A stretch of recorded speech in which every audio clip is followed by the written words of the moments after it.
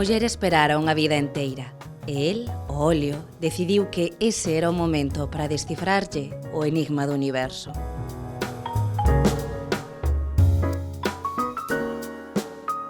A noite das cebolas debuxa unha constelación baixo os pés. Un camiño cíclico entre a noite estrelada de Van Gogh e o breve tratado pro cultivo das cebolas do tío Bastián. O autoperdón, os redescubrimentos, coidados, a aceptación darán luz como un bello faro aos ollos verdosos de Abril Andrade, quen sofre dun cancro terminal. Mais a vida, na noite das cebolas, é quen de meter un gol no tempo de desconto.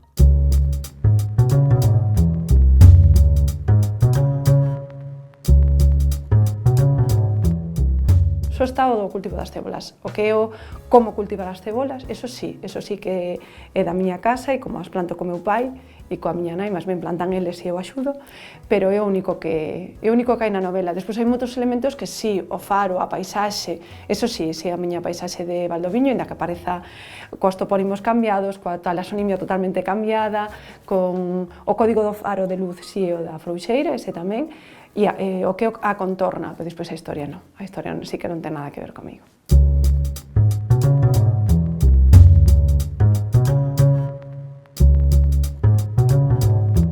A paisaxe, ese faro, forma parte do territorio que veño creando desde hai moitos anos, no que esa paisaxe imaginaria, pero que corresponde en certas cosas coa miña paisaxe de Valdoviño, unha paisaxe de rías altas, de acantilados de mar moi bravo, unha paisaxe inhóspita, pero a vez moi feble, moi frágil, non?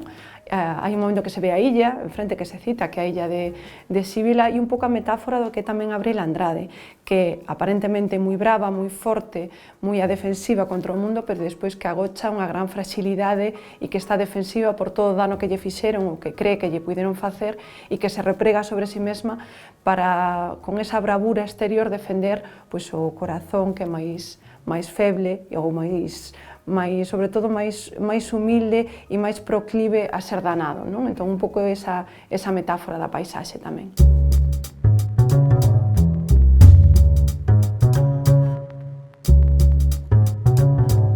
E quería facer unha obra moi vitalista a partir da morte, que un pouco, por iso aparece tanto o ciclo natural, un pouco a partir de reconciliarse co planeta no que habita.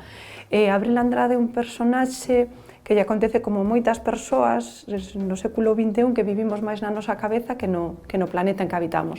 Pois tanto polas ocupacións, polas tarefas, polos propios labores que desenvolvemos, eu mesma, non? Moitas veces habito máis dentro da miña cabeza que no exterior. E quería poñer ese contrapeso do planeta, de redescubrir que é un mamífero, redescubrir que un forma parte dese ciclo da vida, do mesmo que as cebolas e do mesmo que o raposo Leonardo, non? Como por ela vai pasando ese ciclo da vida e como se reconcilia co planeta e a vez coa súa propia vida. Por iso non lle ten medo a morte ao final, porque é capaz de recoñecer que viviu, que estivo aquí, que non todo pasou na súa cabeza, que non todo foron pesadelos, que non todo foi, senón que viviu e que formou parte disto. Por iso era importante. E era importante reconectala co planeta para reconectala coa vida e como hai un momento que se di, que existe un gol que pode ser marcado no último minuto. Pois para ela viviu máis probablemente nos últimos meses que todo o que vivira antes, porque foi capaz de gozar da vida.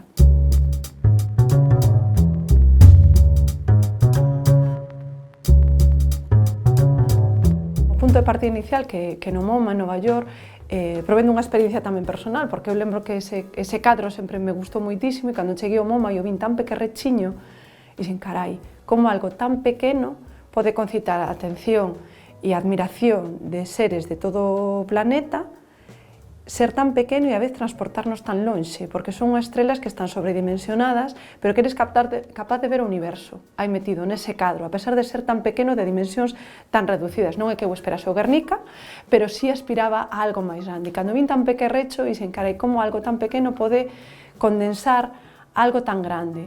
E ao final é o mesmo co das cebolas, como algo tan pequeno, unha semente minúscula, porque as sementes do cebolo son minúsculas, pode acabar construindo unha constelación debaixo dos nosos pés. E como algo que aparentemente está tan lonxe como son as estrelas, a veces non nos damos conta que o horizonte non está alá adiante, sino que está moito máis perto. O que pasa é que está xusto debaixo no lugar en que só pensamos que había oscuridade, e hai un momento en que ela o di, que realmente non existiría vida se non houvese oscuridade, e o ser humano como nega esa oscuridade, pero sin a oscuridade non existiría vida tampouco, non? As cebolas non existirían se non medrasen aí. Por eso ese xogo entre a noite estrelada, eso que está tan lonxe, un universo tan afastado, co que está máis perto, non? Que ela buscaba a felicidade nun horizonte, nunhas estrelas, nun cosmos que quedaba lonxe, e realmente a tiña moito máis perto, a tiña baixo os pés, non?